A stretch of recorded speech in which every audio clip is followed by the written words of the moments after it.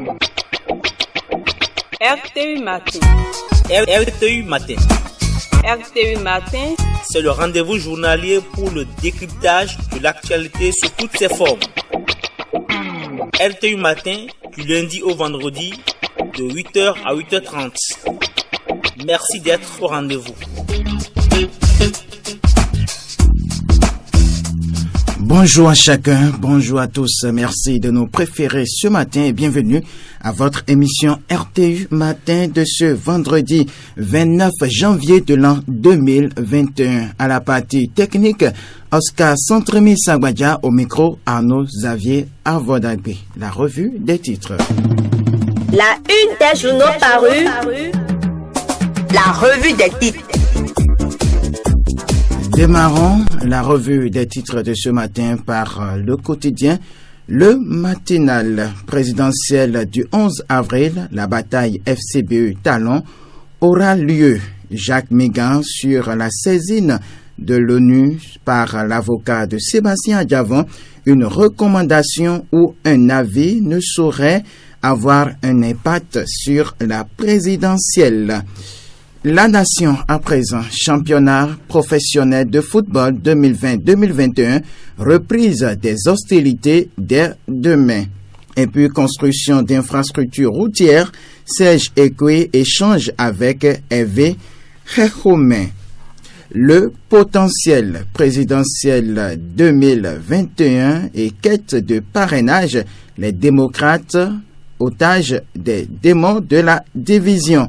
Échange fructueux entre Khekhoumé et Ekwe, de nouvelles perspectives pour le financement des infrastructures routières. Un autre quotidien, l'affiche du jour, consommation à outrance de la chicha à Porto Novo et ses environs. Qu'est-ce qui empêche le préfet Apiti de prendre ses responsabilités? Et puis sport, football, la Ligue Pro saison 2021 démarre ce samedi dans un nouveau format. L'événement du jour, coopération BOAD, gouvernement du Bénin, plusieurs projets revus pour le désenclavement des zones rurales. Présidentielle de 2021, le fichier électoral officiellement remis au maire par le COS Lépi. Le meilleur présidentiel de 2021, le duo Soumanou-Moupe, validé par le BEN du parti FCBE. Promotion de la bonne gouvernance au Bénin, Rufino d'Almeida, élevé au rang de grand officier de l'ordre des ambassadeurs. On passe à un autre quotidien, le Télégramme, succession de Batoko à la Cour suprême qui va gagner la bataille entre Tokpanou et Migan. Ministère des enseignements secondaires, techniques et de la formation professionnelle, un nouveau redéploiement de 141 aspirants au métier d'enseignant. Le Bénin intelligent. Présidentielle 2021, la liste électorale transmise au maire pour affichage. On passe à un autre quotidien, la presse du jour. Tête à tête entre le ministre Khekhoumé et le président de la BOAD, de nouvelles perspectives pour le développement d'infrastructures routières. Présidentielle du 11 avril 2021, la Sénat invite les OSC, les institutions, le corps diplomatique et les médias à jouer leur rôle. Et puis le challenge qui met à sa manchette ce matin, appui à la réalisation des infrastructures par la BOAD, Khekhoumé et Ekwe devise sur l'avenir de la route au Bénin. Et puis l'autre vision, réalisation d'infrastructures routières au Bénin, le ministre Hervé Khekhoumé reçoit les assurances de Serge Ekwe. L'informateur, scrutin du 11 avril prochain, la Sénat attend les candidats dès lundi. Et puis pour finir avec la revue des titres de ce matin, le Béninois Libéré. rencontre avec une délégation de Djougou, Karavé, Cotonou et de Parakou. La grandeur d'esprit de ABT saluée par la jeunesse. Financement des infrastructures routières au Bénin. Khekhoumé va chercher la BOAD pour le bonheur des populations. Alors, ainsi met fin à la revue des titres de ce matin. Place au débat ici en studio. Et dans la deuxième partie de notre émission, nous allons parler du style vestimentaire de nos dames de nos jours, parce qu'on constate que les dames se conforment aux nouvelles modes en vigueur, les robettes, les petites robes, et puis tous ces styles qui n'arrangent pas de nos jours nos femmes mariées. Nous allons en parler dans la deuxième partie de notre émission. Narcisse Doti, bonjour. Bonjour à vous, Anno Avodagbe, bonjour à nos auditrices et auditeurs.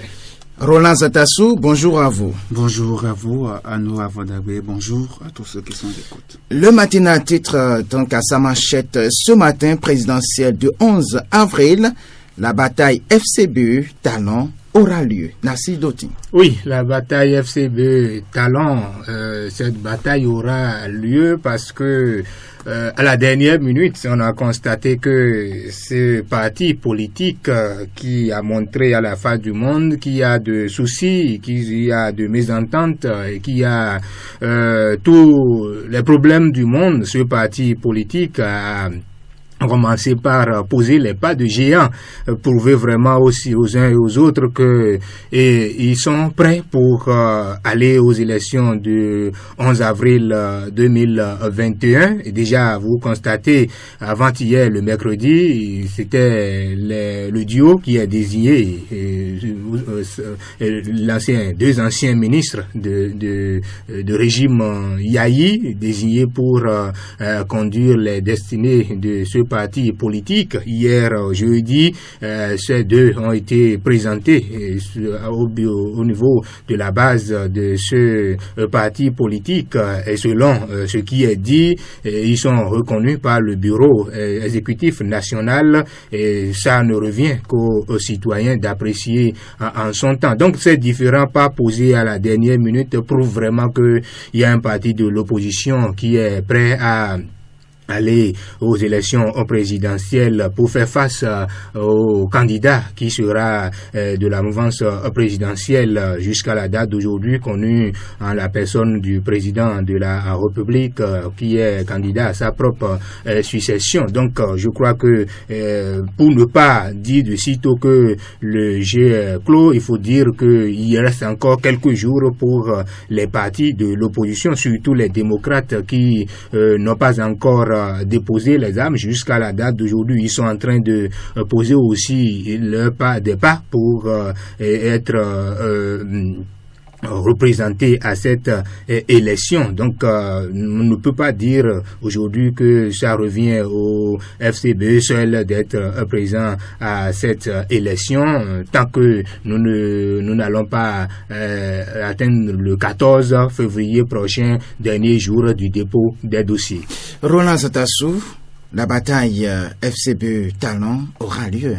Toujours, c'est pas une surprise. À Vodagbe, on s'attendait à ce duo du FCBE, vous le savez, et Paul Humpé et Djemba. Donc, je crois que c'est à l'actif de ce parti politique qui, malgré les guéguerres qui ont eu lieu au sein de cette formation politique, les membres ont su désigner celui qui va les représenter à l'élection présidentielle. C'est ce que nous attendons. Depuis le lundi prochain, on verra ces potentiels candidats défiler devant la commission, devant la Sénat, de la Commission nationale autonome Sénat. Donc, on verra réellement de quoi ils sont capables. Il faudra que ces les partis qui restent puissent montrer réellement qu'ils sont également dans la danse et peut-être c'est la stratégie qu'ils sont en train de mettre en place pour que on ne voit pas de sitôt ce qui se passe, on ne voit pas de sitôt quelles sont les dispositions qu'ils sont en train de les dispositions qu'ils mènent en sourdine. Donc, l'essentiel est que chacun est dans son coin et travaille énormément. Il faudrait que ces partis politiques puissent également présenter leurs projets de société, parce que nous savons que la dynamique est continue pour le gouvernement en place, mais les autres partis politiques, il faudrait qu'ils puissent dire aujourd'hui au peuple, à la population, c'est ce que je veux faire, nous voulons faire telle chose, et là, le peuple, si le peuple décide, le peuple pourra les accompagner au moment opportun. L'essentiel est qu'ils puissent avoir le parrainage et la FCBE, ça ne causera pas trop de problèmes à ce parti politique. Donc les autres vont réellement travailler pour avoir le nombre de parrains qu'il faut, et on verra une bataille vraiment rude, vraiment à la hauteur de ce que nous attendons. C'est le peuple qui décide, et au moment opportun, on verra la suite. C'est le peuple qui décide. Donc, notre sujet dans cette émission Nassidoti, Jacques Mingan sur la saisine de l'ONU par l'avocat de Sébastien Adjavon.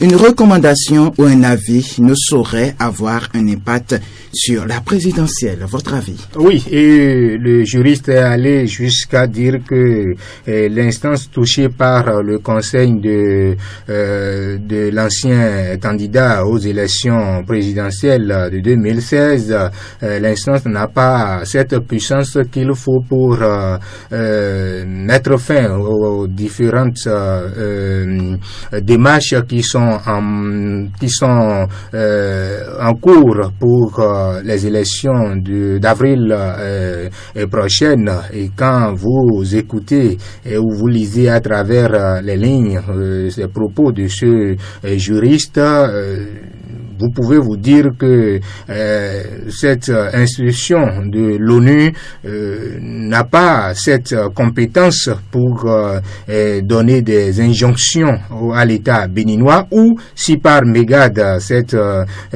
instance arrive à donner des injonctions, le Bénin peut décider de mettre à côté ou de tout juste fermer des yeux sur ces injonctions qui n'auront même pas d'impact sur l'État béninois. Mais quand vous êtes en difficulté, il faut reconnaître que on a l'habitude de frapper à toutes les portes. C'est ce que nous sommes en train de constater du côté de notre compatriote Sébastien Adjavon, qui est en exil bientôt 4 ans déjà.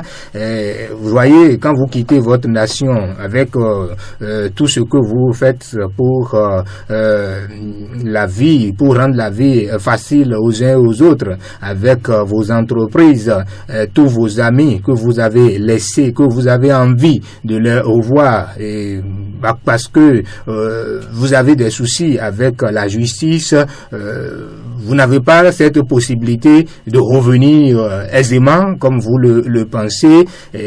Ça amène à taper à toutes les portes. Et après, la haute cour de justice des droits de l'homme et du peuple, quand ça n'a pas de suite, il s'est dit voilà, il faut aller plus haut et aller toucher une institution de l'organisation des Nations Unies pour voir peut-être est-ce qu'on aura gain de cause, est-ce qu'il y aura vraiment de légèreté dans ce dossier pour que au moins on puisse vraiment diminuer le nombre de sentence, la sentence qui est retenue contre lui, 20 ans de prison, d'emprisonnement pour l'histoire que nous connaissons tous. Je crois que ce sont des pas qu'il est en train de poser pour se donner raison.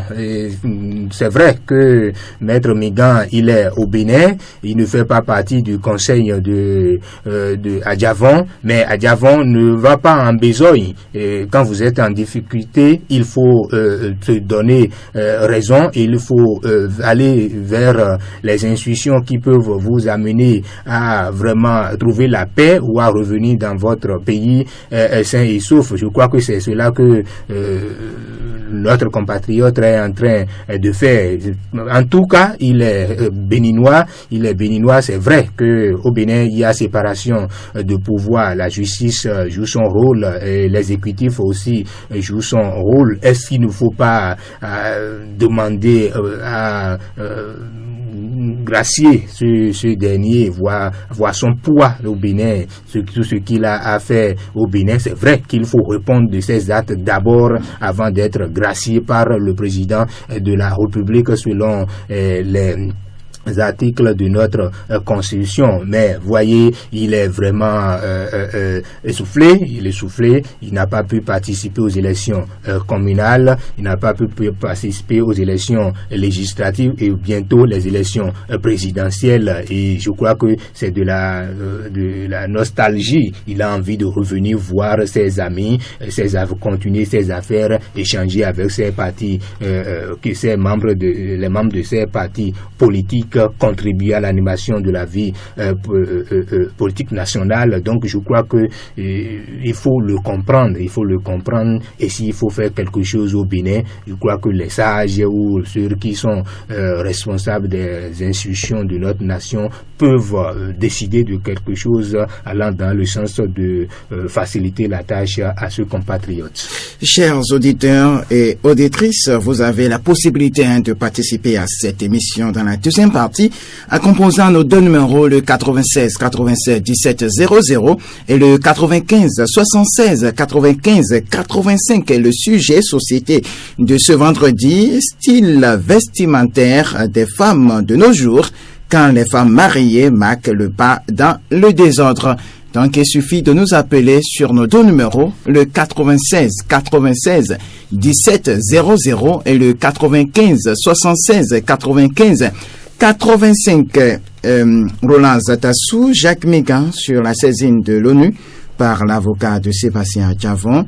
Une recommandation ou un avis ne saurait avoir un impact sur la présidentielle. Ça n'aura pas d'impact. Vous savez, si un Béninois, vous ne vous sentez pas bien dans ce qui est décidé, il est opportun que vous puissiez dénoncer ou soit saisir les institutions internationales. C'est ce que Adjavon est en train de faire. Et nous, on peut l'encourager si c'est cette méthode qu'il prendra pour avoir satisfaction au Bénin. Ça serait la meilleure parce que c'est une élection d'envergure. Nous attendons l'élection présidentielle dont tout le monde court à gauche, à droite pour pouvoir présenter son candidat, bien pour que son parti politique puisse participer à cette élection vraiment qui attire l'attention de tout le monde. Donc je crois que cet avocat est dans son droit, il sait ce qu'il dit, et aussi Sébastien Adjavon, lui, il est là, il voit, il a été condamné par la justice. Donc c'est la justice qui décide. Il n'a pas affaire avec l'État béninois, il a affaire avec la justice. Donc si aujourd'hui la justice, si son avocat revient sur le dossier et fait appel, et la justice trouve que c'est pas digne, sa condamnation, on peut revenir. Nous avons vu avec le candidat déçu à l'élection présidentielle de 2016, nous avons vu, après, ils sont revenus et il est maintenant dans ses droits. Donc, la justice est là pour tout le monde, au moment opportun. Si c'est vrai, si c'est pas vrai, c'est elle qui est là, la justice, et elle va toujours décider. Elle va toujours décider. Nous allons donc aborder la deuxième partie de cette émission, Nassis Doti, style vestimentaire des femmes de nos jours quand les femmes mariées marquent le pas dans le désordre. Il n'est pas rare de constater aujourd'hui que nos femmes mariées portent des robettes qui exposent tout ce qu'on ne devait pas voir normalement. Oui, je crois que ce fléau prend de plus en plus d'ampleur. Il y a de cela quelques mois, quelques années, on a constaté dans nos sociétés que le style vestimentaire a changé, et ce sont les jeunes filles ou celles qui ont qui sont en train de passer leur adolescence, qui s'habillent comme elles veulent. Et vous voyez, quand vous les voyez montrer leur poitrine bien au point, vous les voyez montrer tout ce qu'elles ont comme derrière. En voulant monter sur les motos, c'est difficilement qu'elles arrivent à le faire. Quand elles finissent par monter, vous qui êtes derrière, si vous n'êtes pas endurant, vous risquez de vous retrouver dans le décor ou dans les trottoirs. Et nous sommes en train de décrier cette situation quand ces dames qui devraient être exemplaires, qui devraient ramener la jeunesse à la raison. On voit aujourd'hui que ces dames ont commencé par emboîter des pas à ces jeunes filles qui sont en train de se chercher. On peut comprendre les jeunes filles parce que elles n'ont pas encore de position fixe. Elles sont en train de chercher qui sera vraiment leur âme sœur, et peut-être que le fait de montrer leur poitrine, montrer les hanches, montrer les cuisses, peut-être que ça peut plaire aux hommes comme à quelqu'un comme mon confrère. Ça peut plaire à quelqu'un. Donc on peut dire que ce sont des méthodes utilisées par les jeunes filles. Mais une femme qui est déjà sous le toit de quelqu'un, une femme mariée qui décide encore de porter de n'importe quoi, je crois que ces femmes savent vraiment les raisons qui les amènent à se comporter ainsi, et nous voyons que la société va vraiment vers une dérive qui ne dit pas son nom, à mon avis. Oui, la société va vers une dérive. C'est Nassi Dotin qui l'a dit. Et selon vous, Roland Azatassou, qu'est-ce qu'une femme mariée doit porter normalement? Une femme mariée doit tout porter. Si cela plaire à son mari, à nos avis à Vodagbe, oui. Vous savez, c'est la femme après tout. Et c'est parce qu'elle avait l'habitude de porter quelque chose, vous êtes allé, et ça vous a intéressé à un moment donné. Et vous avez décidé vous-même de dire à cette femme que vous l'aimez, et aujourd'hui, elle est sur votre toit. En tant que femme mariée, elle doit porter des jupes, des mini-jupes, des pagnes ou soit des robes, pour continuer par plaire à son mari. Vous voyez aujourd'hui les hommes, quand ils quittent la maison, ils voient des jeunes filles vraiment sexy avec tout ce qu'elles portent, et c'est ça qui attire à un moment donné ces hommes-là à commettre l'adultère, et font tout ce qu'ils veulent aujourd'hui. Et la femme qui est à la maison, à un moment donné, vous allez voir des hommes qui les insultent, disent: toi tu ne t'occupes pas de toi, tu ne portes pas des choses pour m'attirer, tu ne fais rien, tu ne m'excites pas, alors que tu n'es pas encore vieille. Et aujourd'hui, le bon ton que dans un foyer, et la femme, en tout cas ça dépend de chaque homme, la femme peut se porter tout ce qu'elle désire une fois, pour plaire à son mari. Nous voyons, si vous regardez une fois Nassi Dotin disait que d'autres, des hommes regardent ça jusqu'à tomber dans les caniveaux, c'est à leur risque et péril. Donc personne ne vous dit de regarder. Vous aussi, vous avez votre femme à la maison, il fallait dire à cette femme de faire comme ceci. Vous allez voir aujourd'hui les femmes, quand elles portent des choses comme ça, elles ont sur elles des pagnes. Et une fois qu'elles vont monter sur leur moto, elles prennent le soin de couvrir, de tout faire avant de monter. Donc aujourd'hui, c'est pas un problème, à mon humble avis. Donc une femme mariée peut exposer ses cuisses, peut exposer son intimité au vu au su de tous. À nos avis, à Vodagbe, qu'est-ce que vous appelez intimité? Est-ce que intimité que vous dites, cuisse, tout ça là, est-ce que c'est pas visible à tout le monde? C'est pas visible à nos avis, à Vodagbe. La dame, elle porte quelque chose qui vient jusqu'à sur ses cuisses, mais ça, le reste, c'est juste un corps. À nos avis, à Vodagbe. Permettez à la femme d'être à la mode, ne sont pas au village. C'est au village que les gens portent tout ce qu'elles veulent et se négligent complètement. Quand vous allez les voir, vous n'aurez jamais envie de vous marier avec celle-là. Donc, nous sommes dans un monde nouveau. Nous sommes c'est à l'ère de la mondialisation. Il faut laisser les femmes. Il faut suivre le style. Il faut laisser les femmes bien s'habiller. Il faut suivre le style. Je n'en disconviens pas, mais il faut avoir aussi les manières pour couvrir, pour que un homme qui est à l'extérieur ne puisse pas voir ce qui est destiné à votre mari. À votre mari. Merci beaucoup. La femme peut tout porter. Oui. Et je crois que d'après ce que notre confrère a dit. C'est sa position. Oui. C'est sa position et je lui concède cette position. Mais une femme mariée ne peut pas tout porter. C'est faux et ce n'est pas du tout vérifié. Et quand vous êtes, vous traversez votre temps de jeunesse et que votre futur mari vous a vu et que il arrive à vous maîtriser, que vous êtes une fois casé, et c'est fini. Vous changez de style vestimentaire, vous changez votre train de vie parce que vous êtes sous le toit d'un autre, qui a aussi des règles à suivre dans sa famille. Oui. Dans sa famille. Quand vous êtes chez vous, c'est une vie à part. Oui. Et quand vous vous retrouvez dans la famille de votre mari, c'est aussi une vie à part. On ne peut pas dire ce que vous avez porté quand vous étiez jeune, vous allez encore porter sous le toit de l'autre. Ça veut dire que vous êtes en train de mettre toute la famille là en difficulté. Celui qui est celui qui est responsable de la maison, vous êtes en train de mettre sa vie en danger. Parce que quand la femme qui est nouvellement venue, parce qu'il y a mondialisation, il y a changement, il y a civilisation qui a évolué, elle vient, elle porte tout ce qu'elle veut là.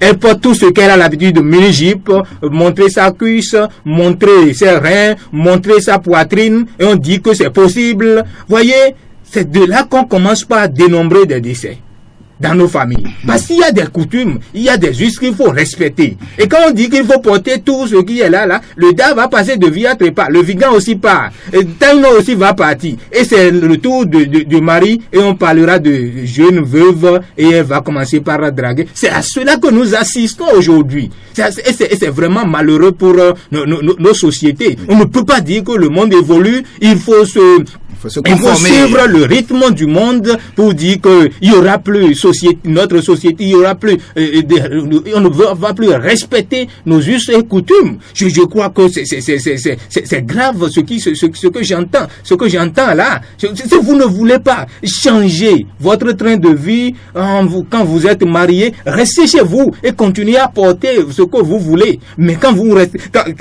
supposons que la jeune fille, elle a l'habitude de porter pantalon quand elle était chez elle. Et maintenant, elle vient dans la famille de son mari, et dans cette famille-là, on ne porte pas de pantalon.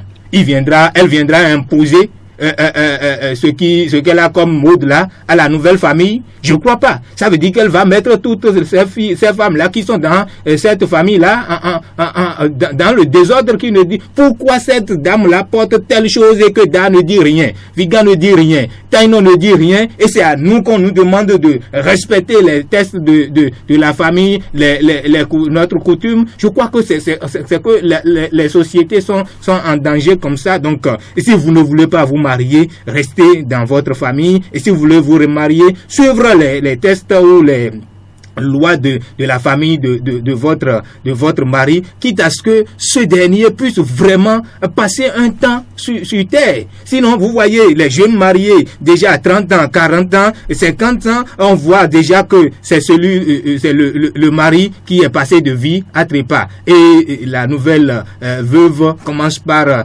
courir d'après celles qui ont respecté les tests de la famille et qui ont encore leur mari en vie, et elles deviennent deuxième femme ou troisième femme pour celles qui savent vraiment garder leur mari en respectant les juges. Encore tuer ce dernier-là. Donc je crois qu'il faudrait que les femmes mariées changent leur comportement pour servir ou bien pour être une école pour les jeunes filles qui sont en train de se chercher et à quel code elles vont s'attacher, qui sera leur mari, et je crois qu'on peut les comprendre. Mais une fois que la femme est casée, c'est c'est fini, elle ne peut pas faire tout. Une fois que la femme est casée, c'est fini, elle ne peut pas tout faire. Deux numéros, le 96 87 17 00 et le 95 76 95 85. Nous sommes en train de parler du style vestimentaire des femmes de nos jours, quand les femmes mariées marquent le pas dans le désordre. Roland Zatassou, vous avez dit tout à l'heure que c'est au village qu'on constate donc que nos femmes nous plusieurs pagnes, disons. D'abord, autant jadis, avant que nos grands-mères ne s'habillent, elles mettent d'abord un pagne en bas qu'on appelle noupé, avant qu'elles ne mettent les deux pagnes pour vraiment couvrir leur corps comme cela se doit. Mais aujourd'hui, on ne constate plus le fait. Nous avions Vodabé, vous savez, et il faudrait que nous classons nous classons les choses séparément. Nous savons aujourd'hui que si c'est la société, si ça concerne la royauté, ils ont une manière de s'habiller. On ne peut pas demander à une reine, une princesse de porter des choses qui n'honorent pas sa royauté. Et il faut porter des choses, il faut porter des habits. Il faut porter des habits qui vont plaire à votre mari. Si aujourd'hui le daddy, tu dois porter telle paille, tu vas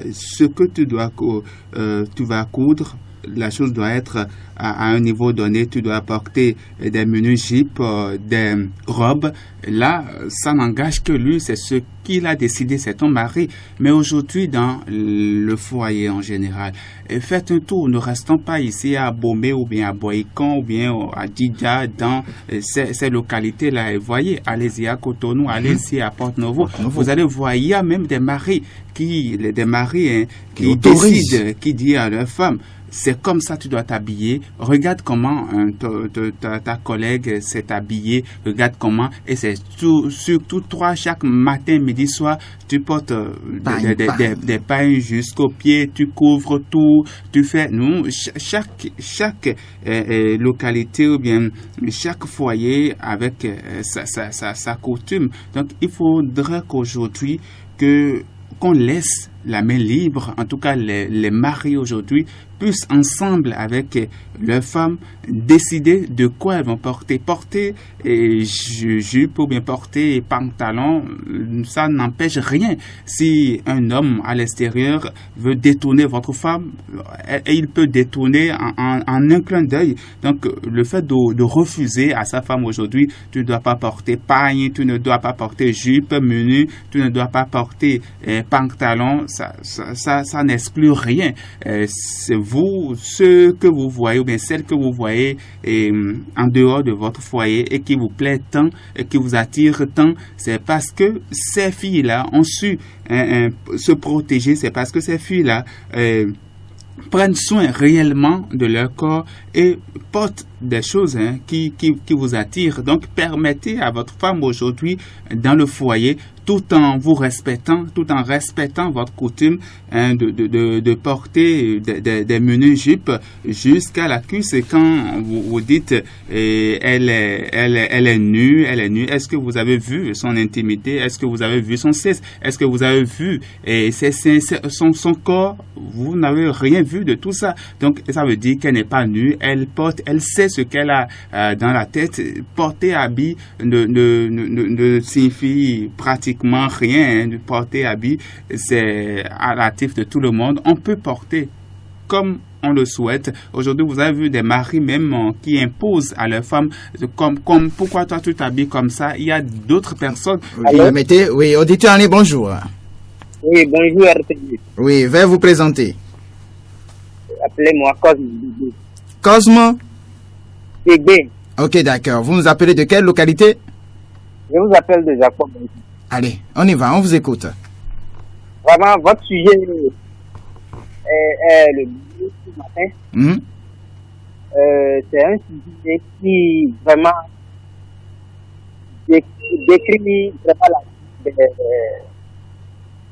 des familles en tout moment. Oui. C'est bien que ce sujet peut vraiment arranger beaucoup de choses dans nos foyers aujourd'hui. Vous voyez, les femmes, vous voyez aujourd'hui, elles s'habillent comme des Européens. c'est d'abord une dépravation de la culture africaine. Entre-temps, nos grands-mères ne s'habillaient pas comme cela. Et ça déjà participait à l'harmonie de la famille. Oui. Mais aujourd'hui, ces façons de s'habiller aujourd'hui font que les filles d'aujourd'hui ne donnent plus de respect à la belle famille.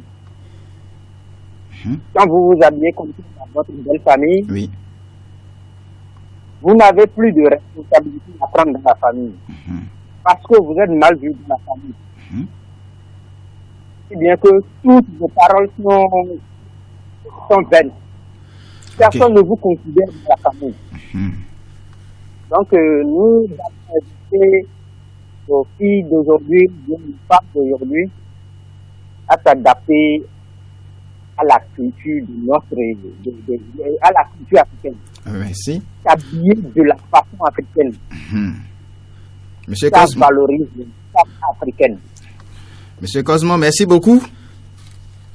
Et bonne journée à vous. Bonne journée, pareil. Je rappelle donc les numéros, le 96 87 17 00 et le 95 76 95 85. Nassis Doti, le monde évolue, les choses évoluent, tout change, tout évolue.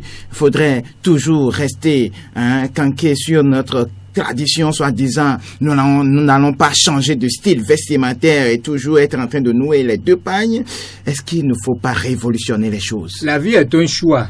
Si vous voulez passer de vie à trépas dans un bref délai, déjà 30 ans, 40 ans, 50 ans, on dit qu'il est parti déjà, vous pouvez choisir évoluer avec le monde. Mais si vous voulez qu'on dise vraiment, celui-là, là, il a fait 100 ans, il a fait 120, il a fait 140, ça dépend de comment vous allez prendre soin de votre vie et comment la femme qui est sous votre toit va se respecter en évitant de montrer ses parties sensibles à la face du monde. Quand mon confrère dit déjà, on voit la cuisse de votre femme, que ce n'est pas encore grave. En Afrique, on sait là où démarre l'intimité d'une femme. Oui. Et une femme qui monte déjà ses cuisses, c'est déjà ça porte le début du désordre. Oui. C'est contre nos us et coutumes en Afrique. Une femme qui montre vraiment ses reins, ils vont voir les pelles qu'elle a. Je crois que c'est déjà le début du désordre. Et son mari peut tout juste le fait de montrer ce qu'elle a au niveau de ses hanches qu'on appelle pelle là, le fait de montrer à un autre individu qui n'est pas de la même famille que son mari peut être source du décès de son mari. Et vous voyez, on ne se marie pas pour vite passer pour passer de vie à trépas, on se marie pour prendre soin des enfants qui seront les fruits de cette union. Mais quand vous contribuez au départ subite de votre mari au nom d'une civilisation qui évolue, de changements qui évoluent, vous allez subir aussi les conséquences. Parce que un foyer où il n'y a que la mère, voyez les conséquences. Donc peut-être que nous allons revenir sur les conséquences après les femmes là qui sont en train de marquer le pas dans ce désordre, ne savent pas ce qu'ils encourent et ce qu'elles encourent et elles sont en train de faire ce qu'elles veulent. Si déjà vous acceptez que la femme porte de n'importe quoi ou non, c'est parce que vous l'avez vu comme ça. Moi, je me rappelle que il y a de cela quelques années, j'ai dragué une fille. Une fille, je l'ai draguée. Ça devient intéressant. Je l'ai draguée et quand je l'ai draguée, je lui ai dit, voilà, tu as l'habitude de porter telle chose quand je t'ai vu. Mais une fois que tu vas te retrouver sous mon toit, ce n'est plus la peine. Donc, il faut commencer par changer ton train de vie en même temps. Et automatiquement, cette fille-là, au nom de l'amour, elle a classé ses pantalons, mini-jupes, tout, et elle a commencé par nouer de paille. Et j'ai constaté que celle-là, elle est déterminée à me suivre et à rester sous mes ordres. Et ça même m'a appelé. Pourquoi j'ai imposé mon train de vie à sa fille? Que c'est son mari qui lui achète à elle le pantalon et telle tenue. Je lui ai dit, maman, excusez, chacun a sa vision. et chacun a sa famille. Dans ma famille, on ne porte pas si. Et comme je l'ai exposé à votre fille, elle est pour, elle veut respecter mes ordres, elle les a classés. Donc c'est pas un problème là. Mais sa mère a dit que c'est un problème. Je dois la laisser porter ce qu'elle veut. Voyez-vous? Donc, ce sont de ces femmes-là qui conduisent nos filles aujourd'hui dans le désordre et je crois qu'il faut revoir et ce n'est pas bien. Roland Zatassou, pourquoi ne pas garder le style vestimentaire d'antre-temps? Je me demande si c'est que ce style est cher ou bien nos femmes aujourd'hui ne veulent plus en fait garder toujours la même tradition et veulent suivre le cours normal des choses. J'ai aimé cette phrase de Narcisse Dottin quand il disait que chacun avec son ambition, chacun avec ce qu'il veut faire de sa vie. Et quand vous imposez, même en n'étant pas marié avec cette fille, et je crois qu'aujourd'hui, chacun doit définir comment il veut faire, il veut que sa famille soit, il veut que son foyer, comment il veut diriger son foyer. Oui. Nous sommes la culture, je n'en disconviens pas, il faut la culture d'autre part, mais la réalité d'autre part. Il ne faut pas toutefois se référer à la culture, dit la culture n'a pas fait telle chose, la culture refuse telle chose, il n'y a pas tel thème, mais vous êtes ailleurs, vous n'êtes pas en famille, et si vous n'êtes pas en famille, chacun définit de son train de vie. Donc aujourd'hui, dans le foyer, je ne dis pas aux femmes mariées de laisser carrément leur partie intime pour que tout le monde puisse voir. Non, mais vous pouvez porter des mini-jupes, des robes menues, des pailles. Pourquoi rester dans des pailles de longueur du jour au lendemain partout? On vous voit chaque jour, c'est vous portez paille et on dit c'est la femme de tel mari. Et quand vous voyez même le mari aussi porte du n'importe quoi et ce qui s'assemble se ressemble. On dit nous avez votre. Oui. Donc il faudrait que les hommes aujourd'hui changent un peu leur train de vie et amener leurs femmes à être à la mode, à porter des choses vraiment décentes pour que ce couple soit vraiment envié. Vous voyez, c'est la réalité aujourd'hui sur le terrain. Des femmes et aussi des hommes, quand ils marchent ensemble, vous allez voir, ils sont ensemble et c'est ce que le mari désire. Narcisse Dottin disait il y a un instant également que c'est l'homme même qui paie des choses, des trucs à sa femme, dit c'est comme ça, ces pantalons que tu dois porter aujourd'hui, ces robes que tu dois porter aujourd'hui, c'est ce qu'il décide et cela n'est pas à la base du tout.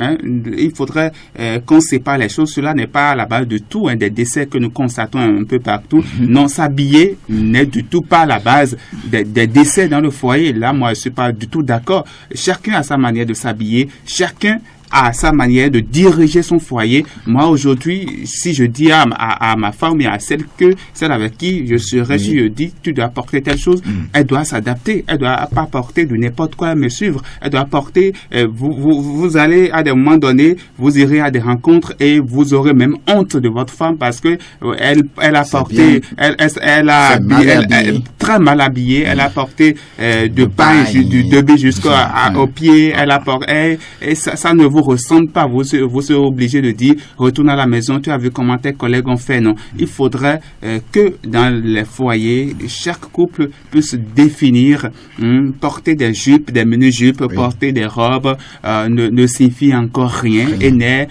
pas du tout à la base des décès que nous constatons aujourd'hui. Narcisse Dottin, arrivé à des moments donnés, à des cérémonies données, lorsqu'on vous invite, votre femme sera obligée de porter ces mini-jupes, porter ces genres de pagne pour se valoriser. Donc, ça revient à une obligation pour la femme de porter ces genres de choses. Non, ça ne revient pas. Il y a certaines cérémonies. Non. Je l'ai dit au début, la vie est un choix. Vous m'avez invité, je viens avec ma femme et je dis, ma femme doit suivre les prescriptions de ma famille. Et il vient de dire que nous ne sommes pas en famille et que la famille est dans le village ou au village. Et nous sommes en ville. Mais vous gardez le nom de la famille. Oui. Ça veut dire que vous êtes avec une partie de la famille. Vous avez le nom de la famille. Vous êtes lié toujours à la racine. Toujours à la racine. Et que votre femme porte de n'importe quoi. Et supposons que vous avez la visite de votre maman. Et maman, votre mère voit votre fille, votre femme dans n'importe quoi. Et est-ce que c'est toi qui as accepté cela? Tu es issu d'une famille, hein? Et elle va te ramener. Maman ne peut pas venir diriger mon foyer. Là, je ne suis pas d'accord. La maman ne peut pas venir diriger mon foyer. Je crois que c'est ce que ma femme doit faire. Je crois que c'est moi qui ai la parole. Et on dit que celui qui, le vieux qui est assis, voit loin plus que le jeune. C'est sa maman qui a passé assez de temps sous le toit de son père et qui sait les conséquences que porter n'importe quoi peut avoir, les conséquences que cela porter n'importe quoi, ses conséquences sur ta vie. Et maman dit non, ta femme ne peut pas porter telle chose, ça ne t'arrange pas, ça ne te conduit pas loin. Si tu passes autrement que la maman dit, ta mère dit, tu vas passer de vie à trépas. Et bienvenue les conséquences. Ce n'est pas parce que vous êtes loin de votre famille qu'il faut dire à votre femme de porter n'importe quoi. Vous allez risquer votre vie et c'est vraiment, je veux crois que nous allons revenir. Roland Zatassou, oui. Vous avez quelque chose à glisser? Non, il faut laisser les parents à part. Les parents ne doivent pas s'ingérer dans le foyer. Et là, moi, je suis pas d'accord. Je suis marié, je dis à ma femme, c'est comme ça, tu dois rester, pour que sinon j'irai chercher d'autres femmes. Hein, et il y a plusieurs femmes, tellement des milliers de femmes aujourd'hui qui sont prêtes à accepter, à porter ces choses. Merci beaucoup à vous, Roland Zatassou. Fidèles amis du bout des ondes, merci de nous avoir suivis. C'était donc votre émission RTU Matin de ce vendredi 29 janvier de l'an 2021 à la partie technique. Joël Avossez-vous au micro à nos avis à Vodagbe. Merci de nous avoir suivis. Bon début de week-end à chacun et à tous. RTU Matin. RTU Matin. RTU Matin. C'est le rendez-vous journalier pour le décryptage de l'actualité sous toutes ses formes. RTU Matin, du lundi au vendredi, de 8h